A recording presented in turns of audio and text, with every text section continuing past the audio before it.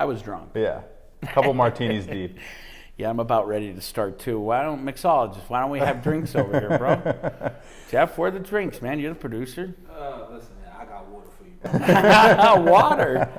So let's get serious for a second. So obviously over the past decade, even maybe more, the media landscape has changed tenfold, hundredfold. My parents alone are starting to finally understand what Instagram is and Twitter and all these things. But I'm millennial, so I kind of already know. I was born with it in a sense. You're now my consultant on all things younger than 40. I'm the fresh face, fresh voice, but fresh ideas. But so where did you get the idea to start podcasting? Was that something that was already done? Yeah, it wasn't started yet, man. I mean, I started playing around with what we called on-demand audio. Mm-hmm. So it was basically like record and replay when I was in the restaurant business, and I used to use it as a means to train the servers. We then turned it into like an audio cookbook, but there was no podcast yet. I think it was the iPhone 1. There was like the iPod was out. When I first started like really sports podcasting, let's say, they came out with the iPod. Well, what you'd have to do is if you wanted to leave your computer, bro, you'd have to plug in your iPod and download your content to that iPod and then take it with you, and it would be on your iPod. Now, I got, and do you know what an iPod is? I had an iPod. So I never had one in my life. Really? So did you have the Walkman? When I was younger, I did with the big headphones. Yeah, I had so I had all that. But what I used to do, guy, is I used to get blank DVDs at like Best Buy or CVS. Yeah. I'm like one of those few people who likes the sound of their own voice. I died to listen to it in the car so I could see what it would sound like on the radio, right? And so you'd put the CD in, and you would burn it onto the CD. Then I still have it, guys. I should have brought it with me.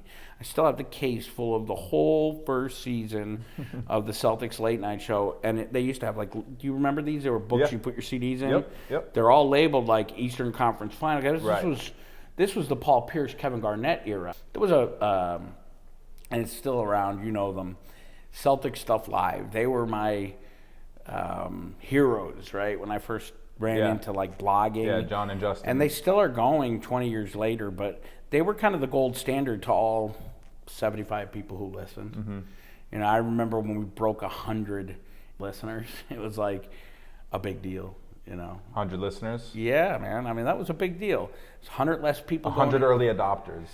They were early, man, but I say like Celtics blogs, SB Nation was a huge help because once a program came out that would host your feed where you didn't have to use FeedBurner and create an RSS feed for your audio, you had places you could go to, well then you could embed the content easily and it looked good on the site. So back then SB Nation wanted to be progressive. I'm sure they do now. We don't do a ton with them, but we still work with Celtics blog obviously on our sports network, and they used to embed the live, so like we were the Celtics late night show, which is kind of funny. We were like trying to make ourselves more the Howard Stern of Celtics stuff. Yeah. Well, because Celtics Stuff Live was so, straight and narrow. And they used to do a full post-game show after every game.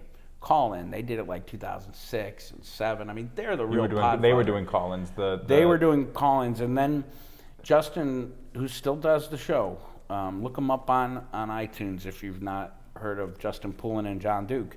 And they would do, after a while, I think it just became, it was just very, we've been doing it now for years where you do all 82 games. I mean, it was hard when you look at our team who took over the Garden Report from me and Jared Weiss and Jimmy.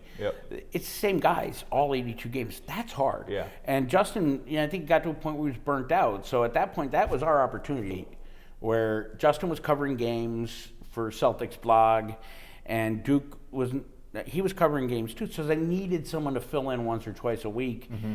And anyway, we used to do their post game show, and then the following season, Okay, so if there wasn't a post-game show, they were on at 10 every, I think, Monday, and we were on at 11. So we were the late night show, right? Gotcha. So they were like very, very no cursing, You had the very game, you straight had the down post-game game show. analysis, Yep. you know.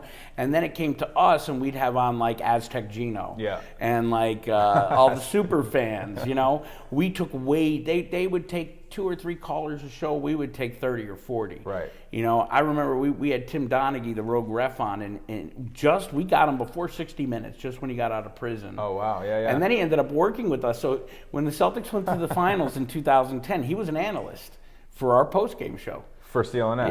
Yeah, it's crazy. And So- that's where Celtics Late Night Show came, or CLNS came from. It was originally called Celtics Late Night Show. It's such a stupid, lame name.